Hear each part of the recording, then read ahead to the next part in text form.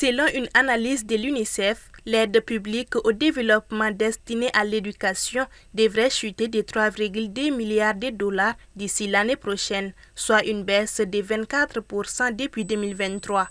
Près de 80% de cette baisse est liée aux réductions annoncées par les États-Unis, l'Allemagne et la France. Si ces annonces deviennent réalité, l'UNICEF estime que 6 millions d'enfants supplémentaires risquent d'être privés d'école d'ici fin 2026, dont 30% dans des contextes humanitaires.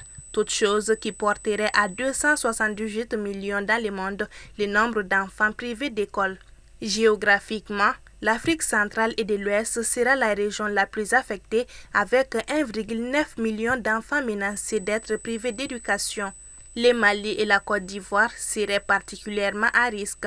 Au Mali, la situation est particulièrement préoccupante.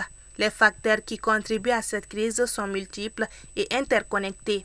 L'instabilité sécuritaire, exacerbée par les conflits armés, a entraîné la fermeture des milliers d'écoles, surtout dans le nord et le centre du pays. Les violences et l'insécurité forcent des familles à fuir, transformant des enfants en déplacés et les privant de toute perspective d'éducation. De plus, la pauvreté et les crises climatiques aggravent la situation. Les familles confrontées à des défis quotidiens pour subvenir à leurs besoins peuvent avoir du mal à envoyer leurs enfants à l'école. Selon des observateurs, le rapport de l'UNICEF est alarmant et met en lumière une crise éducative d'une ampleur sans précédent en Afrique de l'Ouest. Le chiffre de 6 millions d'enfants privés d'école d'ici 2026 n'est pas qu'une statistique. Il représente en effet des millions d'avenirs compromis, des rêves brisés et des communautés entières fragilisées.